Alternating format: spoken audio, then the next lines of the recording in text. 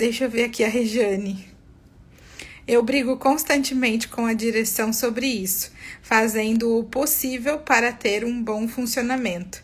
É um desafio, Rejane. Você está à frente do sistema da qualidade em qual área? Como gerente da qualidade, Rejane? Porque esse ponto que a Rejane colocou aqui pra gente, ela é muito crítica. Porque o que acontece? É muito difícil você fazer acontecer um sistema de gestão da qualidade só de baixo para cima, na pirâmide, na hierarquia.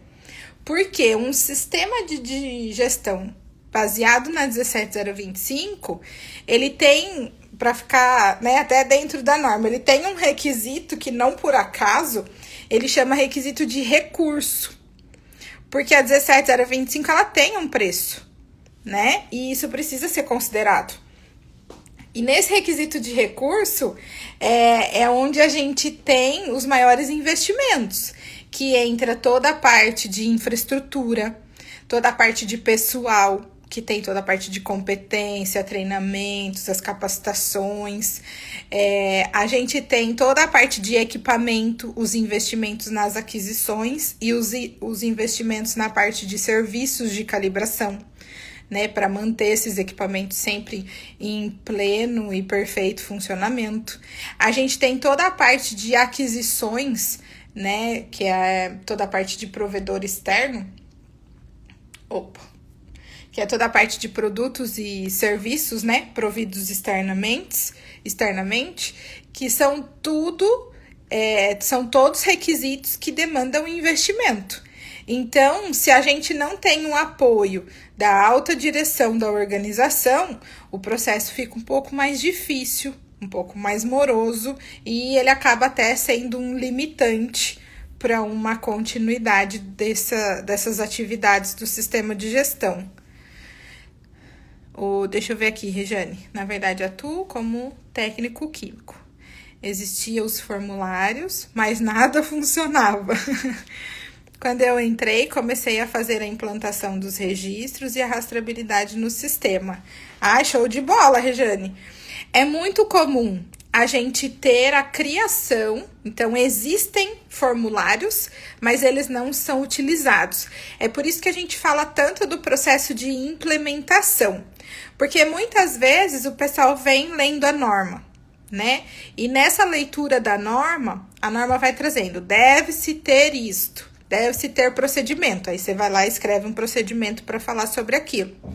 Aí deve-se registrar as informações e acompanhar assim, assado. E aí você vai lá e cria o modelo de registro. Cada vez que você vai só fazendo a leitura e criando,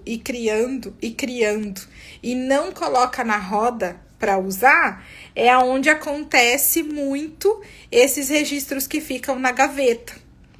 Ou, outra coisa que é muito comum é a gente ter esses registros na gaveta e muitas vezes ter 2, 3 registros para anotar a mesma informação, ou você tem que juntar 3 para ter uma informação completa, né? Então, esse é o grande desafio. Wesley, é mesmo, viu? E seja muito bem-vindo na garantia da qualidade. É muito desafiador mesmo, tá? Você trabalhar num laboratório que traz, né, todos os conceitos e todas as ferramentas para que se tenha uma boa rastreabilidade, um bom controle do processo analítico, né? Que você consiga garantir que lá no final o seu resultado é confiável. Deixa eu ver aqui a Sueli. Eu tenho isso enraizado. Penso que independente se o laboratório é acreditado ou não, o ganho com as melhorias e uso de planilhas, formulários, treinamentos nos procedimentos, todos ganham. A qualidade é integrada e nós que fazemos. Disse tudo, Sueli, é isso aí. Eu acredito exatamente nisso. O pessoal até brinca comigo, né? Qualidade, ela não é papel, Mas a gente precisa de ferramentas para fazer a qualidade acontecer, né? Lembrando que é um sistema, tá? E um sistema precisa de várias áreas para ele funcionar. Porque acontece muito da gente ver alguns procedimentos e alguns formulários, assim, maravilhosos. Você vê que a pessoa que fez manjava muito de todas as ferramentas de Office, ou o laboratório possui um software muito bacana, porém, não está sendo usado. E aí a gente precisa entender o porquê não está sendo usado. Muitas vezes, não digo sempre, nem todas, mas pode ser que vocês se identifiquem por aí. Muitas vezes foi criado com a melhor boa intenção possível, né?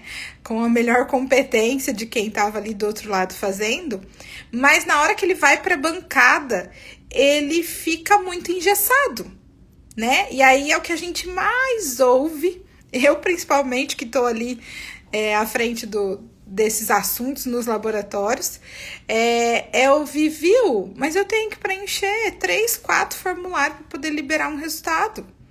Aí, ao mesmo tempo que me cobram qualidade, me cobram produtividade. E aí eu não consigo. Então, a gente entender se esse formulário que foi feito da melhor forma possível, tá? Se ele tá adequado para o uso que ele vai ser disponibilizado. Porque muitas vezes, não só um processo bonito, né? Todas as ferramentas bonitas, elas podem engessar. Então, é um equilíbrio que a gente precisa atender os requisitos que estão na 17.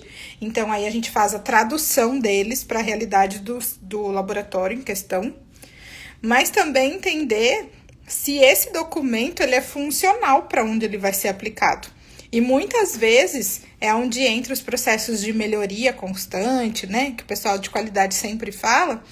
E a auditoria interna, para aqueles que utilizam ela com essa visão, ela vem para trazer essas oportunidades, não só para não conformidades, tá? Não conformidade você já desviou, tinha que ter feito e não fez, tinha que ser assim e não foi feito, tá?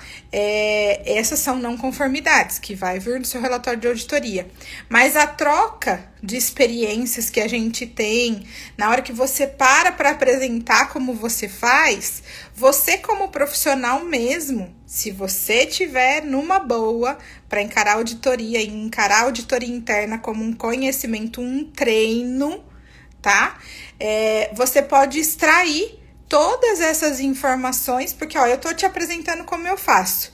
E às vezes dá um estalo, você fala, nossa, mas eu tô tendo que mostrar 3, eu podia mostrar um só. Você mesmo já anota ali no seu caderninho, eu vou fundir o registro X, Y e o Z, porque aí da próxima vez vai ficar muito mais fácil de eu apresentar.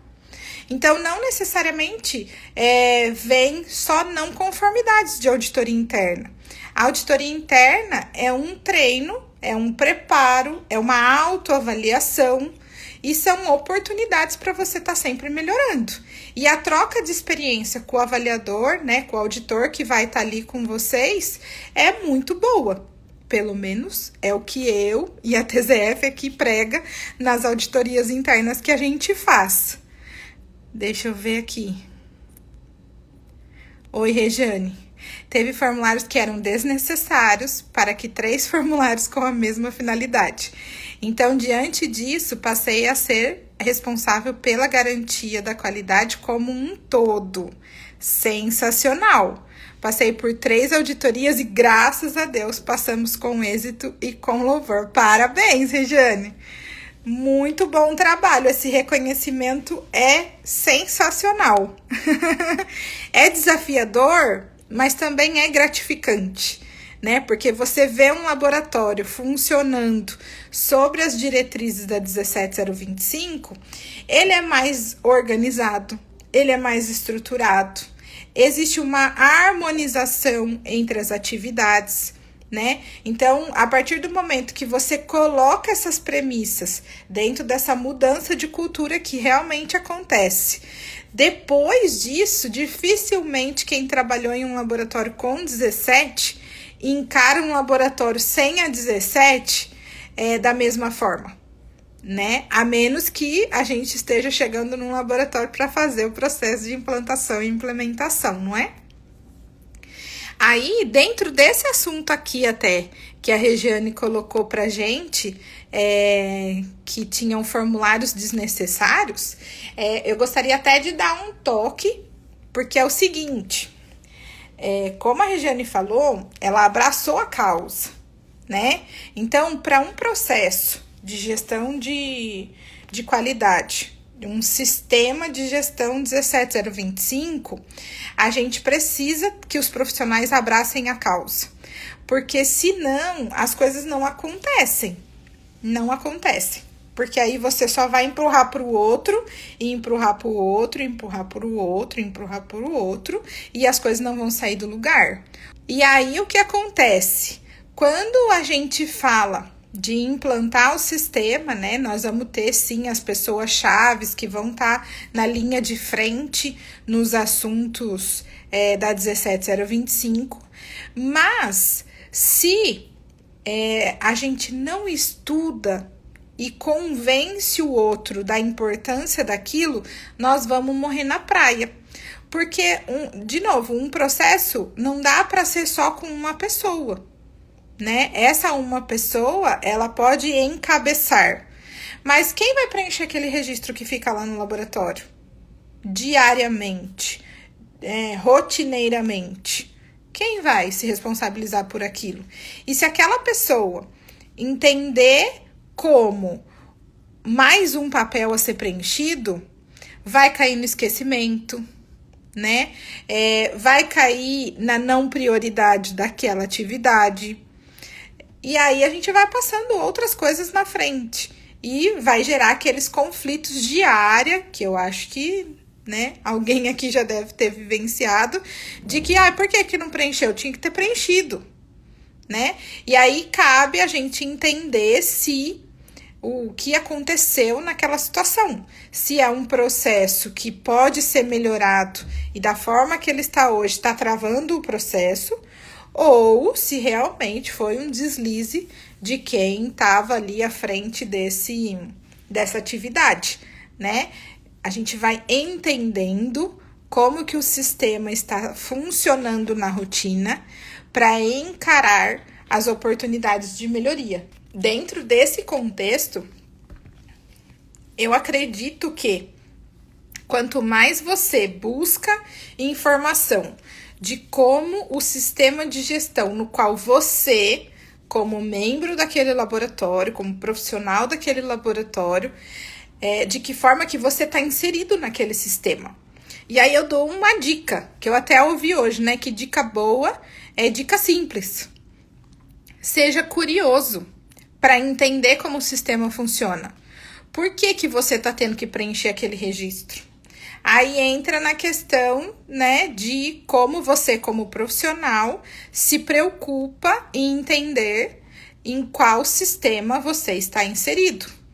Mas isso só acontece quando a gente quebrar aquele mito de que a qualidade é aquela portinha no final do corredor à direita. Quando a gente quebrar esse mito, as coisas começam a fazer mais sentido. E aí, o que acontece, que eu falo bastante pro pessoal nas vésperas de auditoria. Gente, vocês precisam se preparar para diariamente ter uma auditoria, né? Porque quando a gente se prepara, e o se preparar é estudar.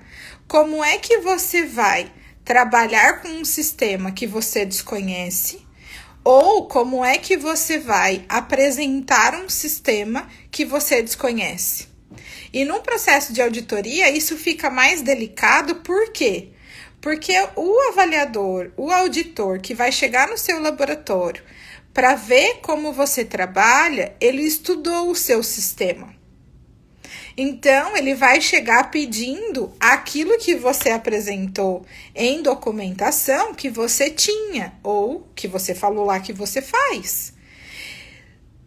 Muitas vezes, muitas vezes, quando a gente recebe um processo desse, né, um processo de auditoria, o auditor não é que ele é mais inteligente ou mais avançado do que você, mas ele estudou o seu sistema. E você fez sua parte?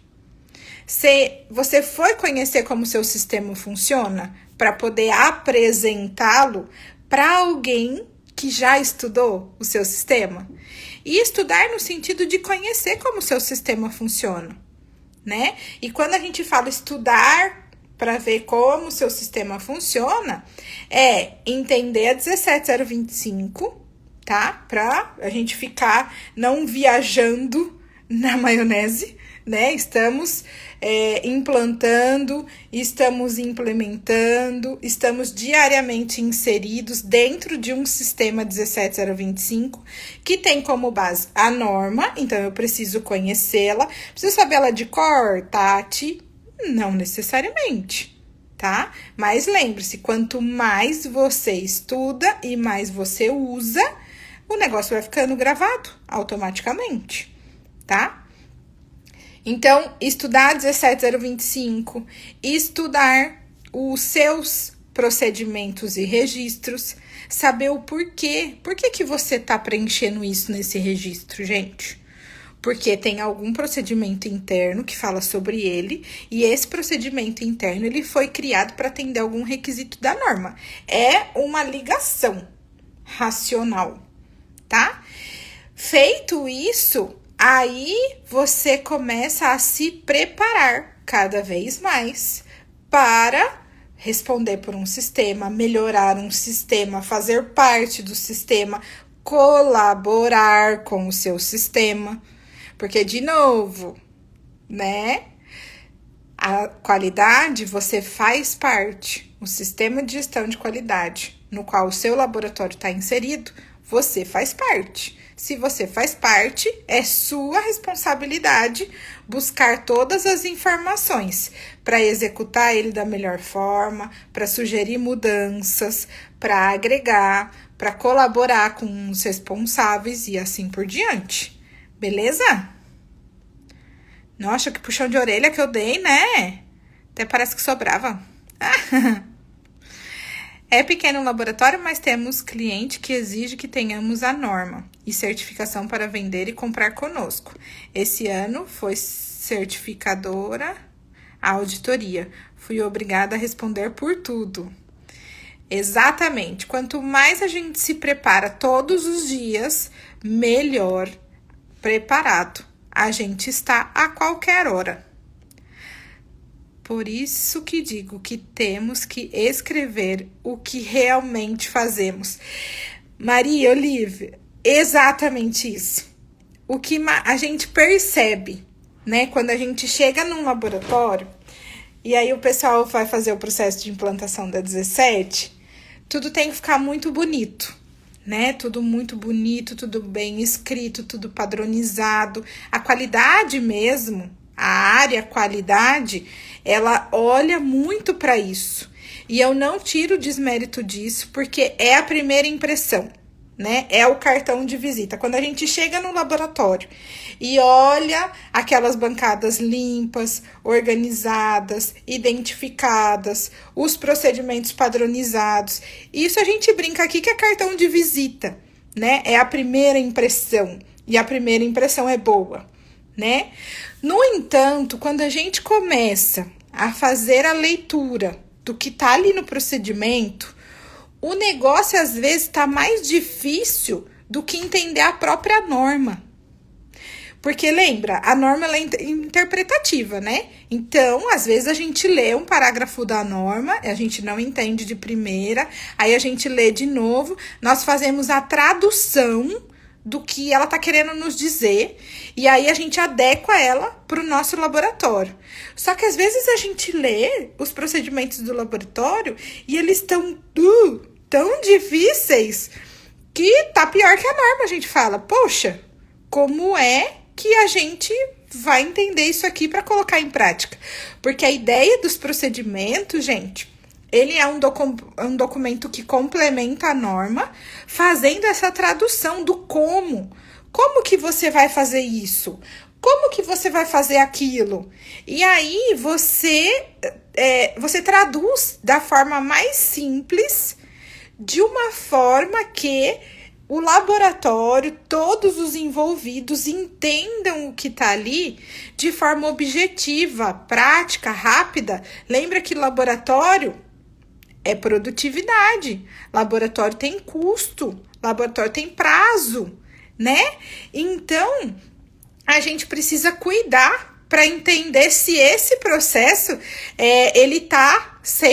esse procedimento, ele tá falando a linguagem do meu pessoal, né? Que vai realmente utilizar. Senão, ele vai ficar na gaveta. E aí, ele só vai aparecer quando tiver auditoria, né? Num processo de avaliação.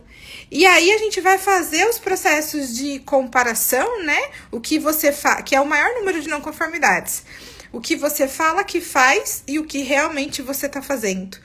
Por quê? Porque o pessoal das áreas de um laboratório, eles buscam a informação direta, a informação clara e objetiva. Olha, vamos fazer assim, assim, assim e assado. E aí vai dar bom? Aí o seu procedimento vai entrar em jogo. A mesma coisa, um modelo de registro. Se eu tiver, gente do céu, que preencher as mesmas informações 3 vezes, desmotiva a pessoa que está fazendo o ensaio. Aquele registro, ele é muito importante por isso, por isso e por isso. Mas a forma que ele for construída não tá tão legal.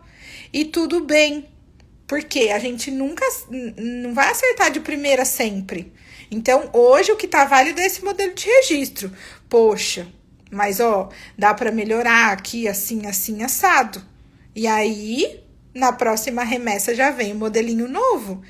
E percebe como que tá o pessoal ali no laboratório, né? Vamos sentir se tá funcionando. Não tá funcionando? Vamos trocar o modelo e não tem problema, né? Da mesma forma que acontece que com o tempo a gente vai sentindo a necessidade até de ter um software para gerenciar as coisas, né? Como ferramenta, né?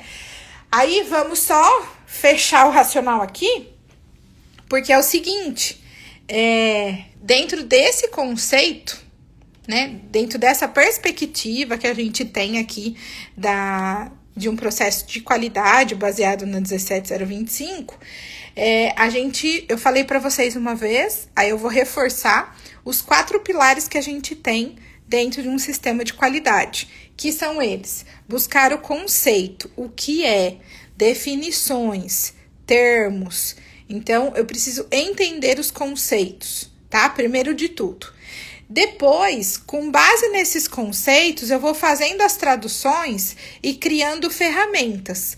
Essas ferramentas, elas podem estar em softwares, em planilhas, em Word, Excel, Office, de uma forma geral, tá? Com as ferramentas e o conceito, eu vou construindo os processos, que é os comos. Como que eu faço isso no meu laboratório? Como que eu sistematizei isso? Como que é o meu racional para isso? E aí sim eu vou acompanhando a execução, que é o fazer, o fazer, o fazer, o fazer. Quanto mais a gente faz, mais habilidoso a gente fica, né? Então, com base nesses 4 pilares, nós aqui na empresa estamos construindo um programa para vocês, para que vocês possam ter todo o suporte baseado nesses 4 pilares para construir um sistema de gestão na 17025 em qualquer laboratório. Então, preparem-se, aguarde, logo mais vem mais novidade por aí. A gente vai ter para vocês esse programa, no qual vai trazer conceitos, ferramentas, processos e ajudar vocês aí nas execuções. Lembrando que essa responsabilidade é de cada um, porque quanto mais eu me preparo, mais eu consigo contribuir para o sistema que eu estou inserido ou para um sistema que eu vou implantar. Tá bom? Tudo bem? Bom, então deu para eu dar uma geral nesse processo da 17025. Eu quero agradecer muito a contribuição de vocês, Regiane, muito obrigado, Maria Olívia, que trouxeram comentários assim muito valiosos dentro desse mundo da 17025, tá? Quero agradecer muito a participação de vocês. Por enquanto não temos nenhum probleminha aqui, vai ficar salva essa live para vocês assistirem e indicar para outras pessoas também. E eu me coloco aqui à disposição para o que vocês precisarem. Podem mandar um direct, o nosso pessoal, a Rafa, que cuida diretamente das nossas redes, sempre recebe com muito carinho com os comentários de vocês e as dúvidas, e sempre repassa pra gente poder dar uma resposta, uma contribuição, um direcionamento aí para vocês. Que eu até brinco que o pessoal fala assim, nossa, Tati, mas eu te contrato para você me dar mais trabalho? Falou, vamos pensar? Um trabalho direcionado não gera retrabalho. O sucesso é mais garantido. Tá bom? Então, muito obrigada. Um beijo para vocês, um bom descanso, boa noite e até a próxima. Tchau!